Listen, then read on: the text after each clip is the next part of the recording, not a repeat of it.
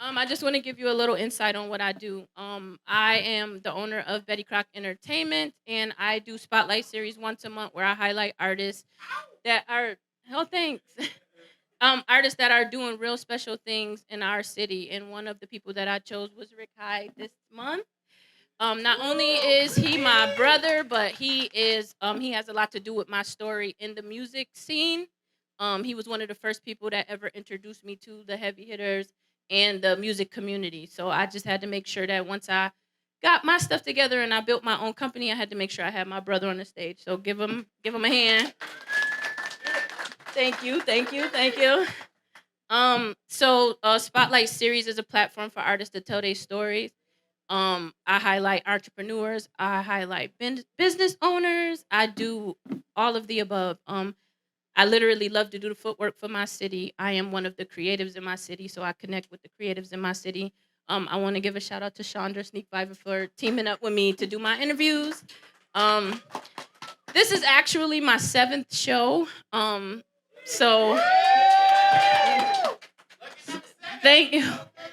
So bear with me, like, you know what I'm saying. You guys are growing with me. Everybody who come to each one of my shows have been growing with me, and I appreciate each and every one of y'all. So with further ado, I want to introduce you guys to Schondra.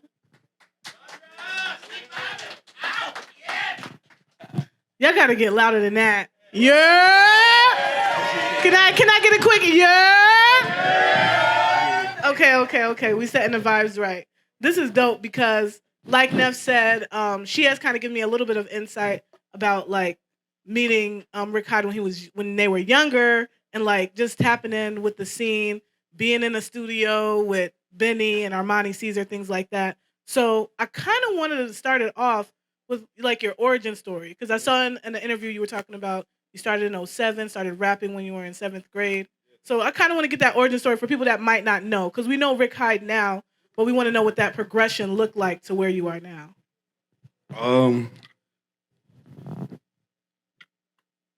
I know it's a loaded question, but start. Nah. Yeah. Start where you want to start. I can answer it. Like 2006, 2007, like I said, it's when it all started. My brother, he in here now. There you go, right there, Mars. Man, put your hands up, nigga. Nah, that's my brother Mars.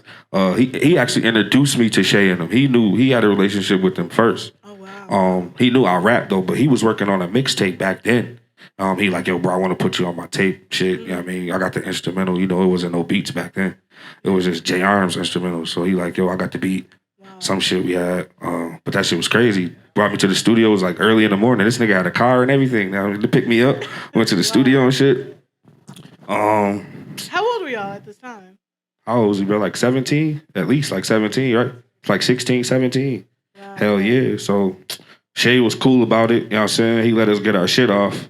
And then he heard it. Like, so he like, yo, what y'all got going on? We like, nigga, nothing. Like, niggas is in school. Yeah. So he like, yo, you know what I'm saying? If y'all put the work in the studio, y'all could get free studio time. You know what I mean? Because he like, I know y'all can't pay me $50 an hour type shit. So I'm like, damn. So I told bro, like, shit, hell yeah, bro. So he like, fuck it, let's do it. Because he was damn near, you was already paying this shit damn near. Yeah. So it's like, and we start just burning wild CDs. That's when I started coming across people like City Boy, because he would be in and out the studio. That's Benny Main Man, for y'all that don't know. President of Black Soprano, he right there. He would like be coming in and out. He would be coming in and out the studio back then. Benny was locked up. So we used to be around Conway more because he had just came home. Wow. And he was in the studio locked in, so we would be around Conway more. But then once Benny came home and he seen what was going on and what we sounded like, he like automatically just like embraced us as little bros, you know what I'm saying? Yeah. It all connected sonically and shit. It's history from there. Wow. Now, you guys were like kind of playing around, rapping, doing your own thing, and he kind of gave you that outlet. But I want to go a little farther back of like what sparked that, that passion for rapping. Because you're also a producer too, so I kind of want to know how that works simultaneously. Like, were you producer first, rapper first? Nah, I actually was rapping first. I don't know. Me and this dude, bro, we started rapping in 7th grade on the bus, on the back of the bus. We was just like writing like 2 lines at a time type shit. And then he'd say his, I'll say mine. We didn't know what the fuck bars was or nothing. We just knew a punchline. Yeah. So we would just go. Then that shit started going to the lunchroom. We would be in lunch, just going 2 bar, and the people would be listening to our shit. Like, this is around the time of Cassidy's. You know what I'm saying? LimeWire and shit. Niggas downloading freestyle, fab freestyles and shit. So me and this nigga come into the lunchroom with fucking 2 bar lines. Now the white boy's like, oh, you know what I'm saying? Niggas getting the reaction. I'm like, damn, word? So, I mean, from there, it was just like, bro, let's write raps. Fuck it. You know what I'm saying? I just was in love with the reaction I got from what I wrote. So it's like, fuck it. Let's just keep writing raps and shit. I never stopped. Did that reaction translate when you started getting in the studio with Shay and all of them and seeing other people respond? Hell yeah. Because like I said, I credit a lot of my rap prowess to my origin and my upbringing. I had to be in the studio with Conway the Machine, Benny the Butcher. Yeah. Man, it was Low Pro. It's other whole bunch of rest in peace D Black. D Black was crazy. You know what I'm saying? I had to be around spitters. You know what I'm saying? Me, Mars, like we had to fight. You know what I mean? This niggas. It's Shay in them. Like this is the Buffalo sound. It's Shay in them. So niggas is trying to get on these records. So you gotta fight for it. You know what I mean, it's like that to this day. And I applaud us for keeping that kind of momentum. You know what I mean, subconsciously. But I'll be watching it every time we all in the studio. Like, yeah, niggas is fighting like 297 Park Side. I like that. Yeah, you guys got to earn your keep. That 297 Hell, what you got to go crazy. Actually, so I'm gonna segue really quick and then we'll go back. But you just brought up something that was interesting. Your discography is so concise, but when you look at Black Soprano Family as like the way you guys put out music is insane. It's so quick. So I feel like there has to be like a synergy, like a natural creative process for you guys to churn out so much music, so much quality music, and y'all spitting new stuff on every single song. Like what does that look like? It's chaotic, but it's controlled. Everybody know what's expected of them. And I appreciate that out of my team. Everybody know everybody know each other, like our tendencies, our weaknesses, whatever. And it's like everybody expect the maximum of your of your potential. You know what I'm saying?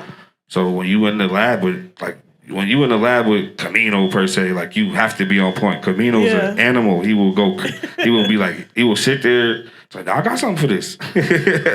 So you got to be like quick heme like that too. You know what I mean, everybody. So it's just like I said, we came around. You in that you fighting to get on that record, and you got to perform, or else you ain't getting on that record. Yeah, y'all three specifically, I feel like when y'all are on tracks together, y'all are fighting to have the best, like the best bar, the best line. Like as the way y'all come into each other is just crazy. There has to be a natural. It makes the music more sonically correct. You feel me? Because it's everybody giving their all on the records. It ain't just I'm slapping this on there because it matched the hook type shit. You know what I'm saying?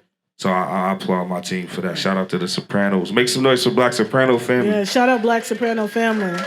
Y'all are sparring for real on those tracks. So now going back, let's talk about Buff City, because I saw in the interview that Buff City kind of changed into Black Soprano, and I didn't know that part. So kind of talk about Buff City Records and what that was at that time, because that was a big moment as well. Yeah, in a way it did. We all been family from the get go. Mm-hmm. Like I said, City Boy and them used to be around the lab. They had a label as well called Black Blood ENT. Mm-hmm. So that was Black Soprano Family, and Buff City was all Black connected. Blood. Yeah, it's all like a family thing. So like basically it was like 2011, 2012. Benny was locked up again, but he was on his way home. He had called us on. I remember this shit clear as day. I remember he called to the studio. He asked what was going on. You know what I'm saying? He's like, yeah, I'm about to get out, man. I got shit I've been writing. Whatever. Shay like, all right, bet. Mm-hmm. He like, yo, what's going on? What he like, basically like, I got an idea. Mm-hmm. He's like, and this what we gonna run with. He's like, man, this shit called Black Soprano Family. You know what I'm saying? Mm-hmm. He gave his spill about it. That shit was believable. And he was so he already had this ready, like he had this ready coming home from jail. And, and you know what? We been we a team, we brothers. Yeah. Niggas like shit. Niggas, he sold the idea, so it's like shit. Let's run with it. Let's do it. Let's at least try it. We tried everything up until this point, trying to get on. Yeah. And none of it damn near worked. So it's like fuck it. Let's at least just try it. Let's hear it out. And shit. From that point forward, we started dropping music strategically with the whole camp behind it. Gotcha. Everything was systematic. You know what I mean? And shit, voila. So Wow. that shit So definitely worked. did Black Soprano family, like as it is today, form like before Griselda? Was that before Griselda I can't really say that because it was or all after? a lot of shit was happening all around the same time. Mm. I was in the A when West came up with, not when he came up with the idea, but Mm. he had mentioned it. You know what I mean? It was me, West, and Conway. I was down there. We was in the truck. I remember he said, "Yo, I'm about to start a record label." And you know, niggas like, man, come on, buzz, you wildin'. You know what I'm saying? We ain't record label shit, bro. He's like, no, I'm dead ass. I'm gonna call it Griselda Records. Facts. I remember this. I'm like, damn. It's crazy. Conway had a video that I shot back in the day. I used to shoot videos and all of that. I went down there. I shot a video called "So What" for Conway. He took it off YouTube. Well, whatever. It's off YouTube now, but and that's the day he said it because I got the footage of Wes coming out the house. He had the same thing on when he said it. That's a fact. Wow. You know what I mean? So he like, yeah, man, Griselda Records, man. He's like, I'm gonna run with. He's like, I'm gonna rap on the hip hop beats. And so I'm like, word. Wow. So yeah, he had some shit already recorded and shit. Played it back for niggas. Niggas like, oh shit, like this shit. It's crazy. It sounded crazy because it was like old school, like really. Yeah. Like I'm like, damn, this shit crazy. But bro was dumping on that shit though. I'm like, damn. I'm like, shit. Man, that all it's history. A lot of it is so strategic too. I think a lot of people don't think about that. Like the way you guys put projects together, the way everything is rolled out. Like, can you give a little bit of insight of how you guys roll out projects, roll out music videos, the visuals, everything, the merch, like everything is so strategically done and executed. Yeah, nah, I ain't telling my secrets. Nah, I'm just playing. Nah. Really though, it's basically it's not hard at all. It's just about execution. I mean, if y'all artists out there, anybody trying to pursue a career and this shit, just have a team with you, bro. You can't do everything by yourself, bro. Just have a team with you and make sure like you putting it together. Like if we going into a project as Black Soprano family, we focusing on that project. You know what I'm saying? Everybody giving their insight, everybody contributing to the album, whether you got a feature on it or you know what I mean, whatever. Yeah. It's a group effort, you know what I'm saying? Do it collectively. You know what I mean? You're gonna reach way more faster. You know what I mean? Yeah. So like and then your merch should be based around your music. You know what I'm saying? I learned that. City Boy tell me that every time. He's like, you about to put out some merch. He's like, you putting out music too? You know what I'm saying? So the merch should be synonymous with the music. I learned that from City Boy. Make sure you doing merch around drops. Man, as far as like your vision, like the artwork and all of that, just make sure make sure it's true to you. You know what I'm saying? Don't try to imitate something. Don't try to emulate nothing. Just make sure it's true to you. Niggas really fuck with art. You know what I'm saying? Niggas really fuck with wrestling. So when niggas is putting out the covers and shit like that, it's really like niggas giving like the niggas can't draw. So it's like we giving a nigga, those are niggas' ideas just, drawn out. Yeah. So, just be creative with it. Just be creative with it and do it to the fullest, capacity. Don't just half-ass it. Don't half-step it. Do it to the fullest capacity. Yeah. Those are some good tips right there. Round of applause, y'all. You know, there's a lot of artists in Buffalo that are coming up and stuff. So it's important that, we get those tidbits just to help other people. Yeah, so going back to Black Soprano, so that formed, and you said around 2011, 2012. Now, your single or your first project or project that introduced a lot of people, including me, to you and your work. Whoa. We good? I got that impact. So it's a good question. It shook the room. Yeah, for real. But plates. We got to talk about plates. Oh, yeah. And that first project. So how did that come to be? What was the process like? Because that was 2011, and that project didn't drop till 2019. So what was that time, and then also creating that project like for you? That whole time was me becoming Rick Hyde. I was Rick Hyde, but I wasn't Rick Hyde. You understand what I'm saying? I had the idea, I had the concept, I knew what I wanted to do, but I didn't know how to execute. It took me some time, 8 years or whatever. Mm-hmm. But I was always working when, because Griselda started about 2016, something like that, 2015, something around that. It surfaced to the world. I was working low key the whole time. But then I'm not gonna lie, Benny had went on a tour with the Locks and them boys, and then he came back and he had a Rolex on. Mm. And then I was in the studio just, I swear to God, I was in the Yeah. studio like, damn, like, yo, you could get a rollie off the rap and shit. I'm like, damn. Mm. And he talking about he about to move to Atlanta and shit. He got the crib. I'm like, damn, like, yo, you can get bread off this shit for real. That was motivation. I'm like, damn. So I sat Yeah. with Shay. I'm like, yo, Shay, where them records at? You know what I'm saying? I need them joints mixed up. So I already had records and shit. Like Margella Rugby, I've been there. I had that recorded for damn near a year and a half. Like, it's just, and he called me. He's like, yo, you got some shit? I'm like, yeah, jive on the low. He's like, yeah. He's like, let me hear it. You know what I'm saying? Because he started realizing, like, shit, we can make money off the rap and shit. Yeah. Yo, so we sat down in the studio, he analyzed it, proved it, and shit, we dropped plates on DSPs. That shit went crazy. Now, question, did you not only rap, but did you produce all of those as well? No, Shay actually produced the bulk of them. And then my boy Ice Rocks did the intro. But for the most part, those was Shay beats.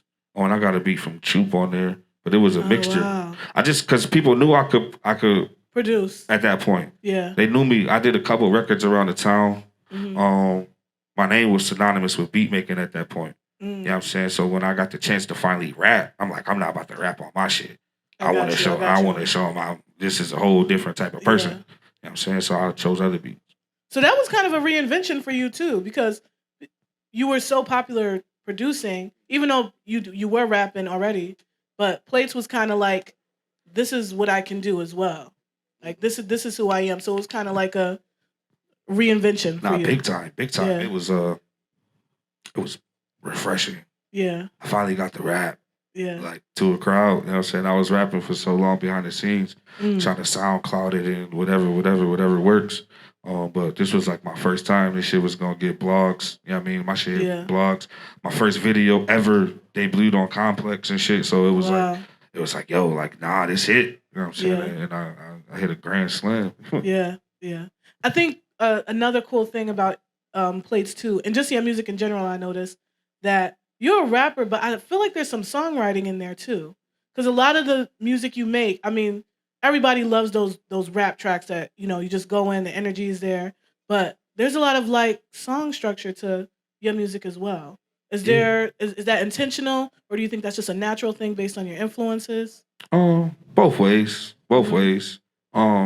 It's naturally me because I'm talented as a bitch. I'm not even gonna sit here and lie. I'm very talented. I just sit back the other day like, damn, bro, you are good. Yeah.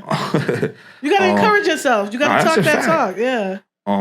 But yeah, that's it really. Just naturally me being me. Shay taught me how to make a song, you know what I mean? As far as hook, verse, hook, bridge, you know what I mean? Shit. Yeah. Shay taught me how to orchestrate, not orchestrate, but to compilate a song. So were there any influences outside of Buffalo that, you know, that inspired you? Like artists, rappers, singers, anyone? Yeah, I mean, around that time when I first started rapping, people like Lloyd Banks, Joe Button when he was really rapping mood music too and shit like that. I liked it. Ransom and Hitchcock, the A-Team. Like I liked their bars. I was a bars dude. You know what I'm saying? I used to have all the mixtapes, listening to them shits. You know what I mean? Desert Storms, DJ, you know what I mean? All that shit. Yeah. Now also on the producer side, and we'll go back to that, but on the producer side, I'm meeting people like Supreme and Hit Boy and Drama and now having work with them. Like, how was that as a producer and a rapper? It's different.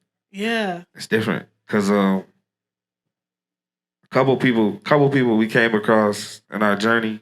We seen in the early days. And they kind of remember faces, but you could tell they're like, I know these niggas from somewhere. Yeah. So I got to experience that once or twice, but you know, I'm meeting people like Primo and just and I could text Primo right now, he'll answer me back type shit. You know what I'm saying?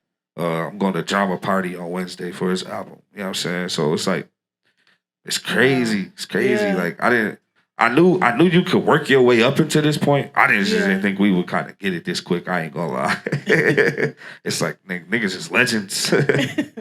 Yeah, and it's a process too. You know, it was a process. It didn't just happen overnight either, though. You know, everything happens when the time is right.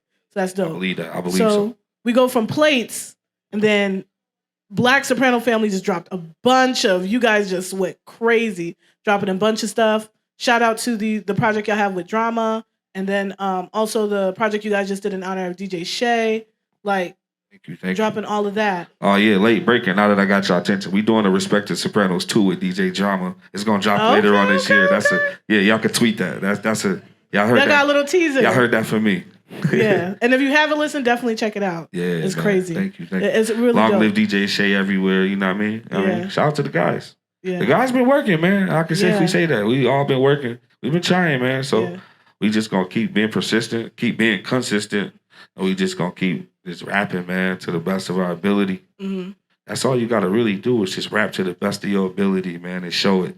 And you'll be fine, man. Trust me. You don't gotta make a song with auto-tune. You don't gotta go get the big feature. All you gotta do is have some passion, some conviction, and put that shit on the internet, man. And somebody gonna believe you. Yeah, it's all in the consistency. That's it. Consistency and the talent of it too.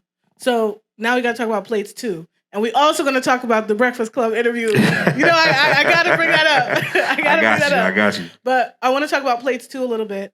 Or actually in reference plates one as well. You talk about your mother, on that project. Mm-hmm. And I think there's a lot of themes there. If you really listen to your music, you can tell that a lot of it is introspective, and also you almost kind of like encouraging and giving yourself the energy to keep going. Right. You talk about being a middle child. Mm-hmm. Your brother is in jail. Yeah, free booty. You lost your mother, and kind of being the person that has all this weight on their shoulders, and you're trying to make it happen for your family, and also kind of leave a legacy, like break through. So there's a lot of themes on there. Can you talk a little bit about that process, and even talking about your mother and your family and all of that? I try. I got to study your work. You good. And when I lost my mom, it was devastating. Yeah. Of course, it's mama love. Yeah. I didn't know what to do really, but I knew I couldn't stop rapping. Mm-hmm. It was hard at first to write about it. You know what I mean? I never really told nobody, but like when I first wrote Mama Love Part 2, I cried when I was writing that shit. I had to stop. That shit was just taking me there. Yeah. Even the other day when I was rehearsing that shit, I told the band, like, yo, I might cry, y'all boys. I held that shit in though. We stuck it out. Mm-hmm. But losing your mom is just, I can't explain it. You know what I'm saying? Everybody, some people know, some people don't. So I can't explain my point of view. I can only just write. Yeah. So I just try to write and keep her. I just say her name as much as I can. Yeah. And, you know what I mean? And give it replay value, because I just want people to understand the kind of person she was and the kind of person that she made. You know what I'm saying? You have to be a special kind of person to make me. You know what I'm saying? So that's just really it, really. And then, like you said, I'm just trying to provide, man. You know what I'm saying? Yeah. There was a point in time in my life where I couldn't do shit, really, but sit in the studio. Literally sit in the studio. So it was like, you know what I'm saying? I owe a lot of people, like, not even monetarily. I just owe a lot of people. You feel what I'm saying? Yeah. You only got 24 hours. Yeah. So, you know what I'm saying? So I'll be going through a lot all day. But I owe these people, so I just put it on my back. I'm a tourist. So we gonna fight. You know what I'm saying? So yeah. I just be fighting every day. You know what I mean? I love it though. Yeah. Because when I was growing up, this is what I wanted to be. You know what I'm saying? I wanted to be a rapper. Yeah. You know what I mean? I wanted it to happen. I'm like, fuck it, I'm gonna get lit off this shit, whatever. Yeah.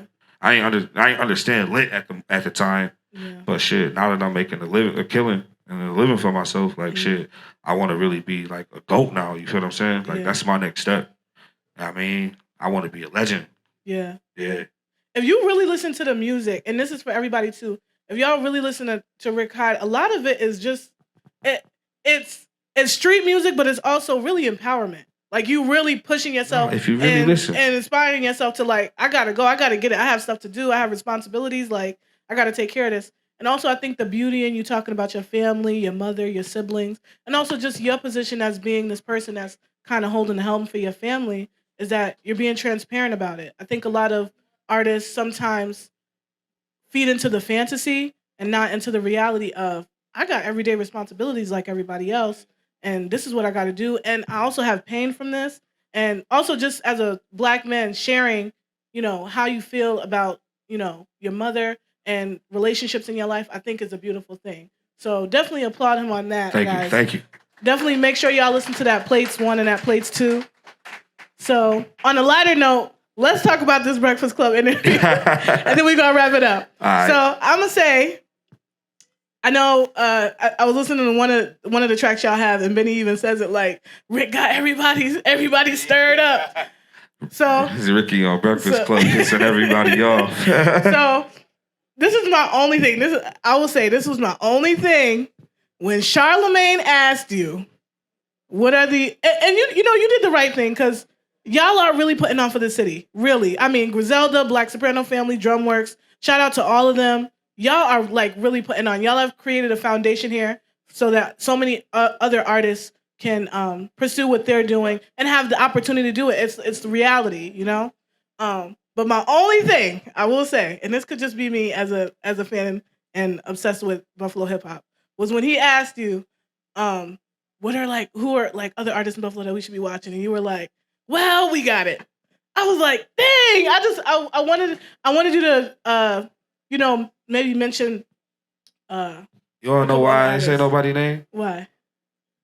This is the real explanation. For one, I really don't know a lot of these dudes. They young. They talented. I don't know a lot of them. Yeah. And then if I would have just said my little brother, everybody would have been like, oh, you biased. Da, da, da, da. I still would have got the slack I got. But this is the real reason why I didn't say nobody's name. How did we start this conversation? How old was I when I told you I was 17? I'll be 34 in May. That's 17 years of work. Yeah. I didn't do 17 years of work to go on there and say somebody else's name. I feel you. I'm just being honest. Yeah. Yeah. A lot of the generation now, they don't put no pain in, but they want the maximum reward. You know what I'm saying? It can't be like that. Especially you talking to a nigga that this took half my life to do. Yeah. You understand what I'm saying? I didn't go up on this is the Breakfast Club. This is the most syndicated radio show in America where they're asking me who's next out. I really don't know. I know we got it. Yeah. That's a real answer. I don't know who's next out of Buffalo. I don't have those answers. Yeah. I know we got it. I work for this moment. I got it. Yeah.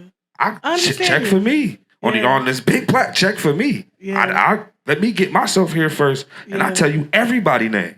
I got you. I bring them with me at that point. Yeah. Well, I'm trying to. I can't. What if I say somebody's name and now overnight, and then they like fuck you, shit. You feel what I'm saying? Yeah, I feel you. It's strategic. I feel you. Strategic. I feel you. That's all it was. I had to ask that question. You know, that's all it was. I had to. But I understand. But other than that, that conversation was great. I think you brought up a lot of things just about Buffalo bubbling and the Renaissance as well. So those are big pluses.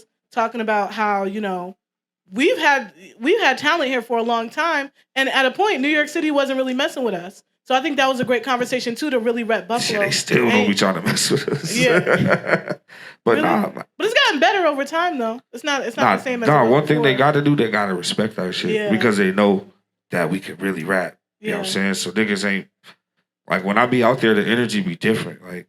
Shout out to like the Locks. People like the Locks, they keep it all the way real. Yeah. You know what I'm saying? Them boys ain't never had nothing bad to say or nothing. You know what I mean? Them boys, it's been love with them since my first encounter with them. Yeah. It's just like, I don't know. I just be watching all the blogs and stuff. Them dudes be just, I don't know. I don't know if they intimidated or I don't know what. I don't be having the answers. I got the answers to a bunch of shit, but some shit I don't be having the answers, so I'll just be like, that's crazy. But I will say, I will applaud you though that you really rep Buffalo in that interview. And and showing the fact that Buffalo does have talent, you know, even the fact of kind of like certain things being gatekeep, like y'all busted y'all way through.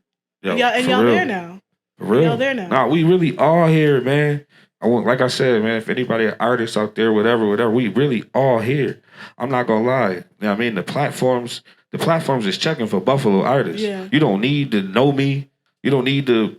There's my boy right there in the crowd. That's my boy right now. He next. He one of them that's next. That's my boy Franks right there. That nigga Shout out Franks. Yeah, for real. But you don't need to know me. You don't need to know Benny. You don't need. I'm telling y'all boys. I know motherfuckers from Complex that be checking for Buffalo regularly. It's people from all types of blogs. They be checking for. Man, they're checking, bro. Yeah. Because they want a different side of the story. You know what I mean? So y'all just be consistent, keep going, keep going, keep going. Make that shit quality. Get that shit mixed, get that shit mastered, make that shit quality music and drop it. Don't just, you know what I'm saying, do it correctly. That's it. Just do it correctly. Yeah. Round of applause on that. He's putting y'all on game right now. I don't know if y'all catching it, but he's putting on y'all on game right now. So before we wrap it up, I do have to give a nod to that Steema project. So if you guys haven't listened, so he has Plates 1 that came out 2019, Plates 2 that came out last year, 2020? 2020. Yeah. 2020 or 2022? No, it was 2020. I dropped Plates 2. Really? That one? Man, no, it was time is 2021. moving. I'm sorry, because it was a year after Shay died. Shay died August 20th, 2020. I dropped Plates 1 August 20th, 2021. Plates 2, I'm sorry, Plates 2. I dropped 2. And then Steema you dropped dropped Steema last May. Last May. Yep, okay. Last May. So, yeah, I mean, his discography is very concise, very nice listen through all of them. The Steema is crazy. That EP goes crazy. Like, Plates 1 and Plates 2, you could tell you took your time with it and really made it a story. But Steema, you're just full throttle. Yeah, Steema, you going through. That's some heat. So if you want to bang in your car with the windows down when it gets warmer, because you know how it is. Steema is the project to go. But thank you so much, Rick Hyde. Another round of applause for Rick Hyde, y'all. Thank y'all. Yeah. And all right, so we about to get into the music part. I know that's what y'all looking for. But before you get off a stage, like I said, you was one of the people who introduced me to the local music scene. I'm very grateful for you. So I had to make sure that I did this for you. We got a surprise for you. Shit, surprise. We got a surprise for you. I wanted to show my appreciation. We wanted to literally give you your flowers early while you're here. You are you've been hardworking since I first met you. You've been dedicated, and like I said, you've always looked out for me as your little sister. I appreciate you. I expressed that to my team. My team wanted to make sure that we made sure we did something special for you. And it was made by this amazing guy. Fred's the artist. Damn, I don't even want to rip this up. I know. Oh, it's this way. I had it wrong. It's that one first. Oh. Should it be sideways or which way? Y'all ready? Cameras, y'all ready? This is for you.